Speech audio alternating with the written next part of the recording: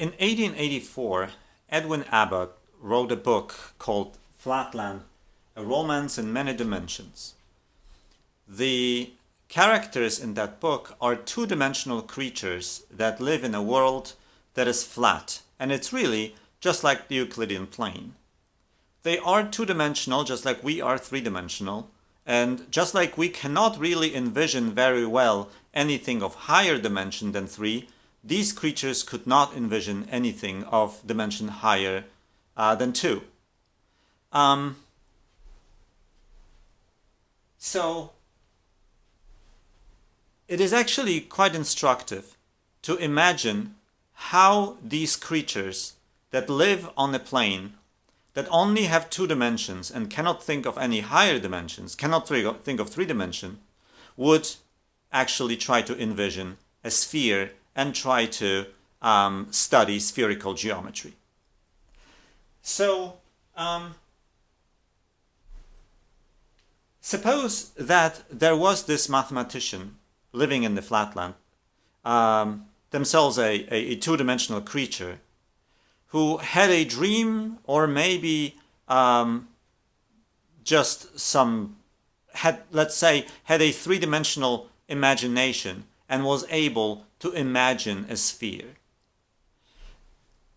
And then when the mathematician went to meet his or her colleagues and tried to explain the sphere to them, he faces very difficult challenges in doing so. Because how would you ever explain a sphere to somebody who lives on a plane that is two-dimensional and cannot possibly imagine a three-dimensional object? A sphere is a two-dimensional object. However, in order to properly envision how it looks, you need 3 dimensions to, what we say, embed the sphere in them. So what would he do? The moment he met with his colleagues, he would try to explain it in the following way.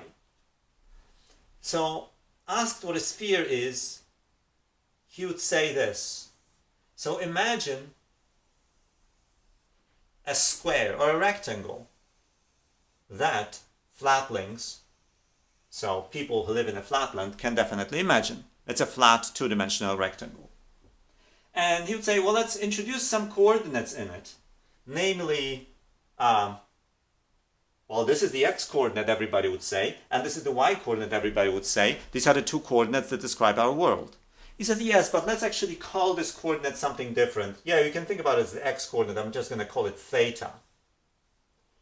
And this other coordinate, I kind of want to go from top to bottom. So theta would then be here.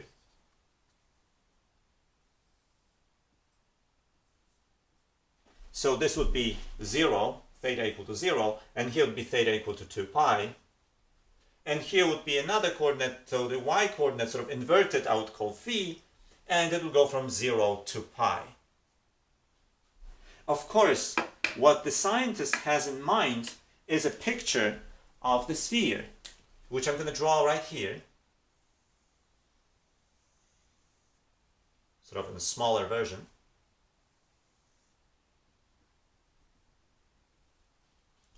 And theta and phi are the spherical coordinates.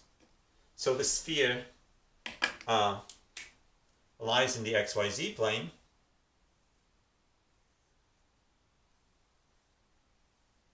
And if I pick any point on the sphere, if I connect it with the origin, here is the angle phi. And then I can drop this down onto the xy plane, and here would be the angle theta. Right? This is the x, the y, and the z in the 3-dimensional world. So the mathematician says, well, it's like a rectangle like this, except you identify this side and that side as the same thing. Well, that already strains imagination. if you live in the two-dimensional world, they would say like, that's weird. So this thing is the same thing. He says, yes, if you travel in this direction and you get to this point, you actually come out in this direction. Strange, yeah? Strange geometry. Do you identify these two sides too? No, I don't identify them, but there's something else that is strange about these two sides. Namely, this side is just one point. That's the North Pole. And this side is also one point.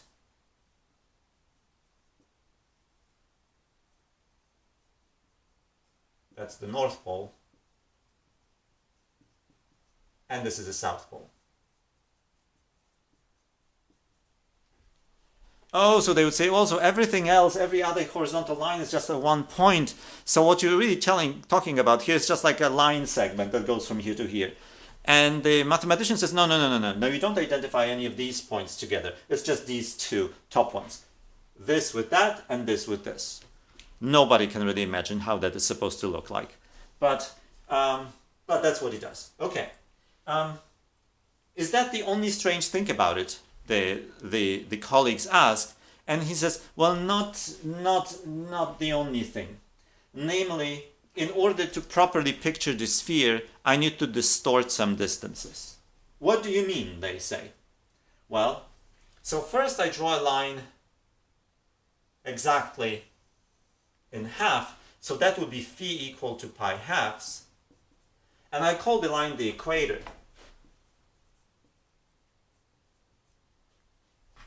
That is, of course, this.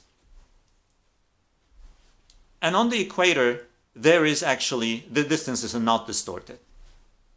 So if I have something of length pi thirds on the sphere, if I drew it on that map, on the two-dimensional flat map, on the equator it would still have the length pi thirds. Furthermore, there are these great circles that connect the North Pole with the South Pole. There are lots of them, right? And here, what are they represented by here? Well, think about this, what the equations of these great circles are in spherical coordinates. Each of them, when I project it down onto the xy plane, just gives me one ray, so they have constant theta. So that means, well, so for each of them, the theta is the same number, so they are actually vertical lines here. So I'm just going to draw maybe like this one, which will say it will be the theta equal to, so here theta equal to pi halves, and maybe another one here. So this one will have theta equal to 3 pi halves. And just thinking about this, okay, so as I travel up and down, that's the same as traveling up and down here on these lines, and the distances are not distorted either, because if I have to travel from here to here, for example, that's the distance of a quarter of a great circle, so that would be pi halves. So that's like traveling from the equator to this top line, and the distance is also pi halves. I can essentially just take these circles and flatten them out here, and the distances are not distorted. So the equator is not distorted, and these distances not distorted. Is there anything that is distorted? Well, yeah, things in between actually are distorted. Why is that? Because again, these mean this is just the spherical coordinates, right? So what I did was I flattened out the sphere onto the plane and presented it like this. So suppose I have something that has length. Okay, so suppose I want to actually compute a real distance, right, between, let's say, 2 points here. So for this, I'm actually gonna draw maybe another line, maybe just right in the middle. Let's say this would be theta equal to pi. Okay, and I'm first interested in this distance, AB. Okay, so what's the distance between A and B? They lie on the equator, so the distances are not distorted. This distance is just pi halves. It's the distance between pi halves and pi. But if I now look at something else, namely, suppose I look at being at the level where the angle here is pi over 6, so 30 degrees, right? This is 90, so this would be 1/3 of a way. Let's say here, phi equal pi over 6. Okay, and I look at this line here at the level of pi over 6. And I again draw these sort of 2 points C and D. So I'm looking at a line segment that looks exactly the same as that line segment. Looks like the same length, at least as the mathematician is trying to explain it to his colleagues living in the Flatland. This just looks the same as that. So what's the distance between C and D? Well, if they, accustomed to planar geometry, were going to guess, they would say, oh, the distance is just pi halves, because it's the same as that. And he says, no, actually, no, that's not the case. Because if these were the 2 orange lines that go down here, they are a little bit too narrow here on my picture. But suppose, well, maybe this one, maybe this orange line would be this, and that orange line would be that red one, okay? These 2 great circles, if I look at that, if this distance is pi halves, then if I move up in the coordinate phi, so as I'm only 30 degrees away from the North Pole, that distance here is definitely smaller than that one on the equator. Okay, so I'd say, well, this is smaller than pi halves. It is not equal to the same distance as the distance on the equator. Oh, so that's really strange, they say. So you see, you can imagine the sphere is that rectangle here. However, the distances are distorted in such a way that if you take something, if you take a distance on the equator, that's actually longer than the corresponding distance here, than the corresponding distance there, and so on. So they say, okay, well, so then you can make such a very strange experiment. If I take a square here, if I start with a square on the equator, and on your sphere, I move it up, and I try to picture it here, it will not be a square. It will look like a rectangle. And the mathematician would say, yes, that's correct. Because if I take a square here on the sphere, on the equator, and suppose that its side is equal to the distance between these 2 orange lines, if I travel with it on a plane further up towards the North Pole, and I look at now what the length of the side is, it actually spans more than the distance between these 2 great circles, because these great circles narrow. And these are the 2 great circles, right? So I have to just draw it wider. You are, of course, not unfamiliar with this concept, because whenever you try to look at the map of the world in an atlas on the computer screen, you are looking at a flat representation of a sphere, and you are used to the fact that Canada and Greenland look gigantic on these maps, much bigger than they are in reality. And that's because there is no way to represent a sphere on the flat surface without distorting distances. And these maps do exactly the same thing that I did here. Namely, they usually do not distort the distances on the equator. Well, they distort them in the sense that, of course, if you were just to make a map where the distances on the equator are exactly the same as in reality, the map would itself be gigantic. So you scale them. But the point is that if you make this map to be really gigantic so that the distances on the Earth are actually the same exactly as the distances on the map, you can just make sure that these distances are exactly the same on the equator and also on the vertical lines, so on the longitudes, but not any way away from the equator. The horizontal distances will have to be distorted. So Canada, it's a big country, but on the map it looks like it's several times bigger than the United States, while it's not. And then what happens is that because a square on the equator is represented by a long rectangle, the closer you get to the North Pole. And in fact, if you get really, really close, right, this rectangle is going to be really, really long. Because eventually these distances get, the one point is sort of being blown up to this whole distance.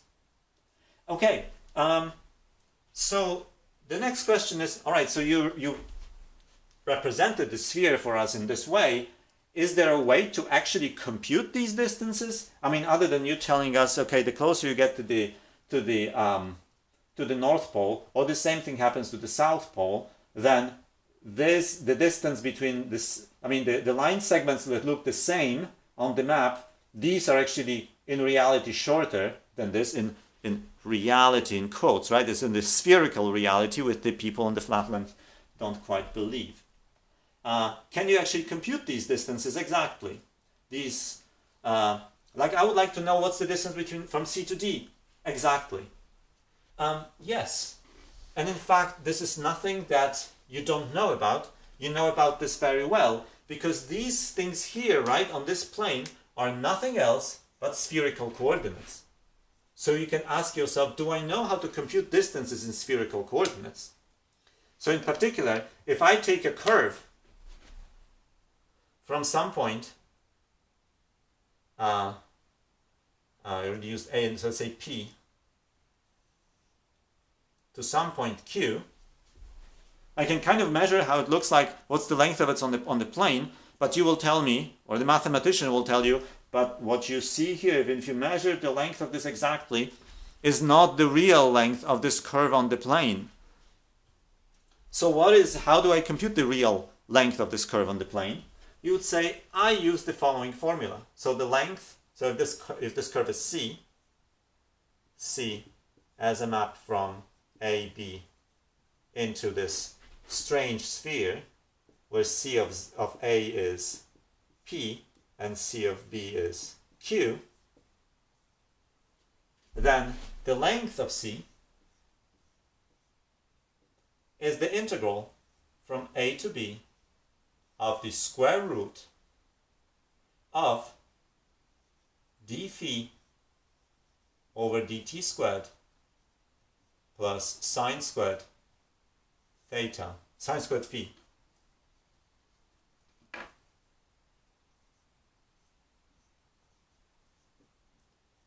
D theta over dt squared. dt.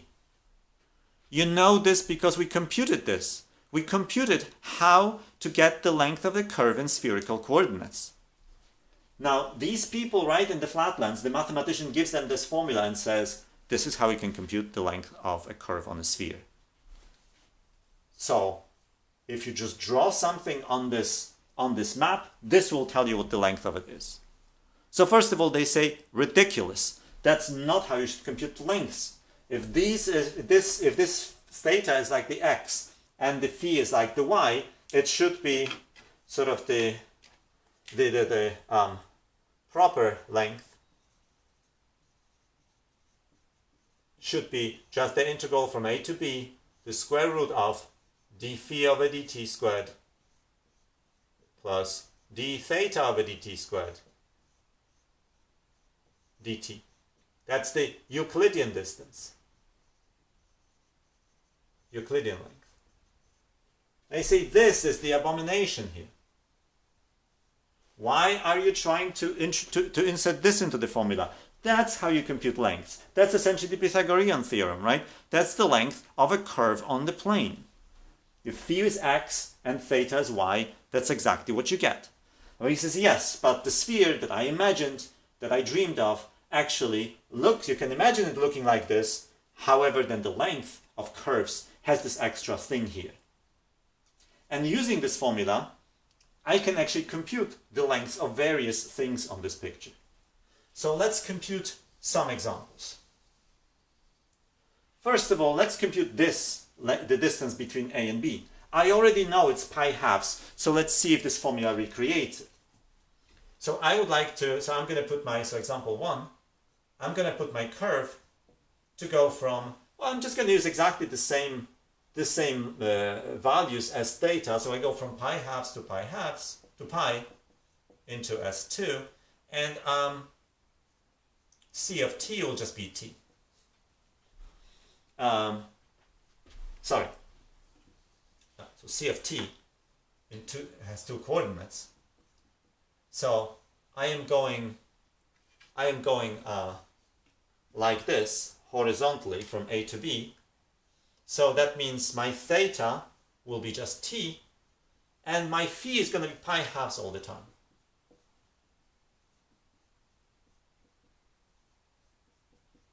Right?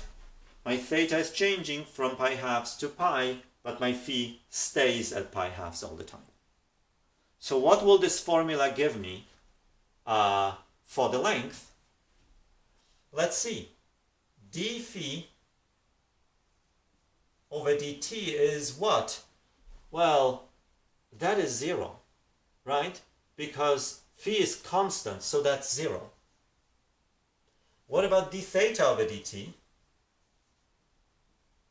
My theta of t is t, so that's just 1. And finally, what's sine of phi? Well, my phi is constantly pi halves, so that's sine of pi halves, so that is 1. So putting it in, I get this is the integral from pi halves to pi. The square root of d phi over d theta is 0. Sorry, d phi over dt is 0. This is 1 and this is 1, so this is just 1. Square root of 1 dt. So this is just t between pi halves and pi. So pi minus pi halves. Pi halves, just as expected, the length here came out to be pi halves. And the fact that the distances, horizontal distances on the equator are not distorted is represented by the fact that when I'm on the equator, phi is equal to pi halves, and sine of pi halves is 1. So this is 1 on the equator. So on the equator, this formula becomes the Euclidean one. Okay, all right, so that was example 1.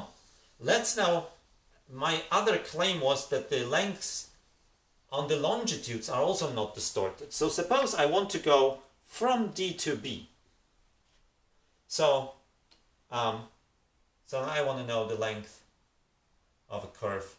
So I'm going to define my C. I'm going to go, again, the simplest possible parametrization. So from pi 6 to pi halves into S2. And I'm defining my C of t to be, all right, now let's see. Now my theta, so I want to go from D to B, right? My theta stays equal to pi all the time. And my phi changes, and I'm just going to make it t, right? So then C of pi sixth is pi sixth, so that's D. And when I plug in pi halves, I get pi halves, so I get B. So what's the length of C? That is going to be, all right, let's compute all these derivatives here. So I get d phi over dt. So now my phi is here, right? So phi, this is phi of t, and this is theta. So now d phi of t is d phi over dt is 1. What about the d theta? Oh, now theta is equal to pi, so theta is not changing, so d theta over dt is 0. So it doesn't matter what the sign is, because that is 0. So the length of C would be the integral from pi sixth to pi halves. So d phi over d theta squared is 1, and this is 0, so that's again the square root of 1 dt. So as before, I just get pi halves minus pi sixths. So that's pi thirds, right? So that means this distance here is pi thirds. And the fact that the distances on the longitudes are not distorted is represented by the fact that if I travel along the longitude, then theta is constant, so this is 0, so the sign completely disappears from this picture. So the most interesting thing, of course, happens when this sign is not equal to 1 and not disappears. So we already know, right, we computed that this length here is pi halves. This length here was pi thirds. I am kind of curious what this length here is. Now this one is going to be pi thirds as well, right? Because that's again on the longitude, we're not distorting distances. But what is that? Now, if this turns out to be pi halves, then this is just an honest-to-goodness rectangle on the sphere. It looks like a rectangle on this map. But you can imagine that's not going to be, this rectangle on this map does not represent a rectangle on the sphere, because this length is going to be shorter than pi halves. And using this formula, we can exactly compute what it is.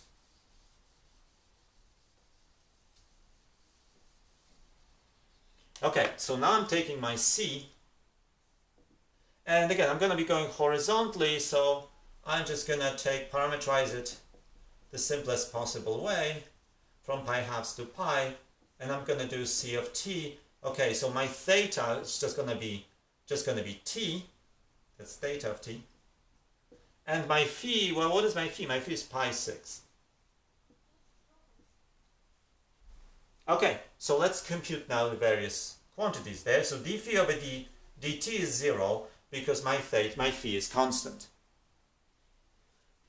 What about d theta over dt?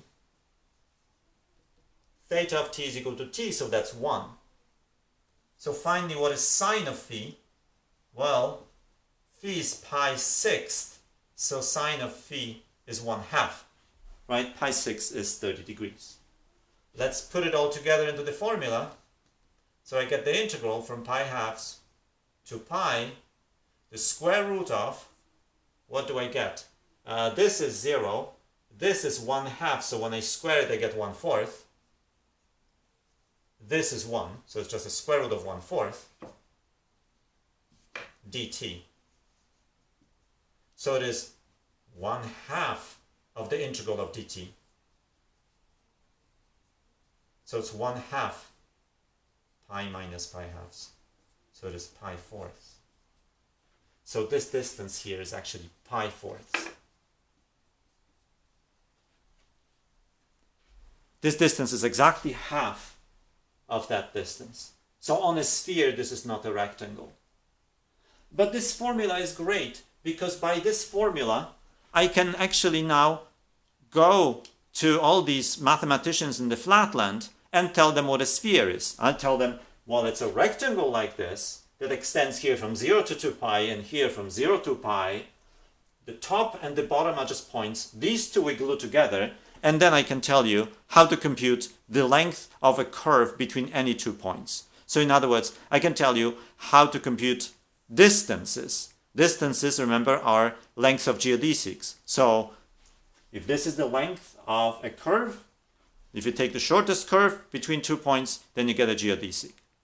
Okay, so in a moment, in the second part, let's look at geodesics in this, how we can explain geodesics on the sphere to these people in the Flatland.